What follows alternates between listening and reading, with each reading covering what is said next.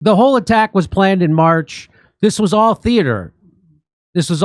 So why Donald Trump actually bombed those nuclear facilities was, I think, again, more theater and a way to actually bring an end to Israel bombing them. That's my guess. I don't know. All I know for sure is that this was planned in March, and it had nothing to do with, just like our invasion of Iraq had nothing to do with the Saddam Hussein getting weapons of mass destruction.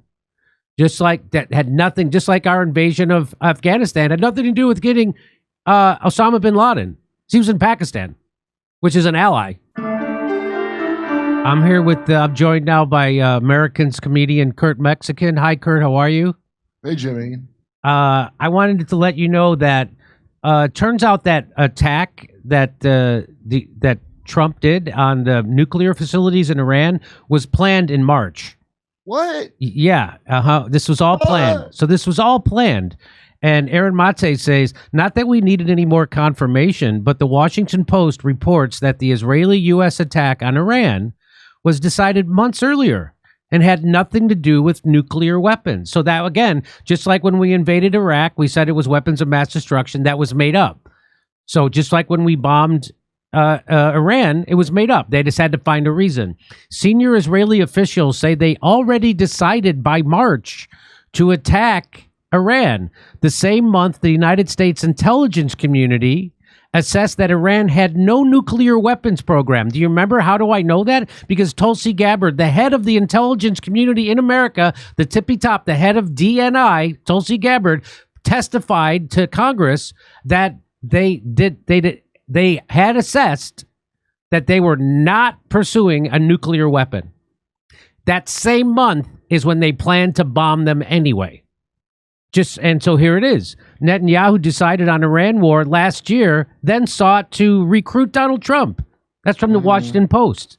So in private conversations, senior Israeli government officials said they had already decided by March, weeks before Netanyahu met Trump in the Oval Office on April 7th, to strike Iran with or without the United States participation by June at the latest, said two people with knowledge of the matter. The reasoning was that Iran would have rebuilt its air defenses by the latter half of the year, one of the people said. Ultimately, when Netanyahu finally launched his surprise attack on Iran in the early hours of June 13th, while Trump's negotiations were still underway, the decision was not so much driven by new intelligence indicating an Iranian sprint for a nuclear weapon or any imminent threat to Israel. Rather, Israel seized on what it saw as a unique opportunity to execute plans carefully laid months and years in advance to heavily damage a weakened Iran that had long waged a bloody proxy conflict with Israel and to set back Iranian nuclear and missile programs.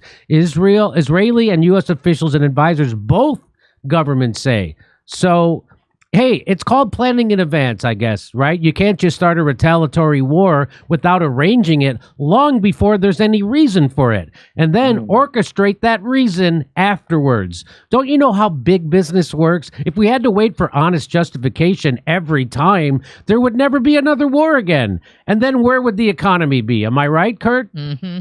Yeah, wise words indeed. And Aaron Mate concludes by saying the reason was that Iran would have rebuilt its air defenses by the latter half of the year, which gave Israel a unique opportunity to execute plans carefully laid.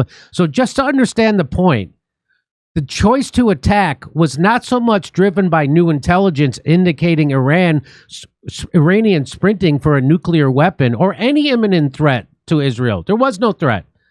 This was simply good old-fashioned Israeli-U.S. aggression in defense of U.S.-Israeli hegemony. Rinse and repeat. That's exactly what this was. No kidding. I figured out when Top Gun Maverick 3 years before came out, and it was shot for shot. I like, nobody get, by the way, I just talked to people last night. They're friends from New York are in town. They know nothing. They're like, oh, they got Iran's new, you know, you're like, who's falling for this? And then you talk to the people, you're like, oh my God, they don't know anything. This doesn't matter to them. You could say it's Washington Post. They don't know. I know. I know the same people in Hollywood. Stuart McConnell says, those Iranians are lazy bastards. Netanyahu has been saying that they are 2 weeks away from having a nuclear weapon since 2005, actually since 1995. Wow, that's like the climate change before climate change. Right, yeah. So the whole attack was planned in March. This was all theater. So why Donald Trump actually bombed those nuclear facilities was, I think, again, more theater and a way to actually bring an end to Israel bombing them. That's my guess. I don't know. All I know for sure is that this was planned in March, and it had nothing to do with, just like our invasion of Iraq, had nothing to do with the Saddam Hussein getting weapons of mass destruction. Just like that had nothing, just like our invasion of Afghanistan had nothing to do with getting Osama bin Laden. He was in Pakistan, which is an ally. So, a fake strike in the air over Qatar, our other ally. That people think, I don't know who is. I guess if you don't pay attention, you get real emotional, and you think that New York mayor, yes, New York has fallen. Yeah, someone said that to me from New York. I go, no, stupid. Remember the COVID lockdowns, and now deodorant's locked up at the Duane Reade. That's when New York fell. That's when smell blind. It already happened. That's what I tried to tell people. That's just like, and I have to keep bringing it up. When I had Cornel West on the show, he kept saying that we have we're in danger of fascism taking over. It's like, it already came. What do you call forcing people to take experimental medical treatments against their will, or they get fired from their job, or they can't go to college, or they can't go to school, or they can't travel, or they can't eat at restaurants, or they can't surf, or they can't go out and live their life? That's fascism. That was fascism. What do you call when 41% of black-owned businesses are shuttered permanently because of the lockdowns? That's called fascism. It already came.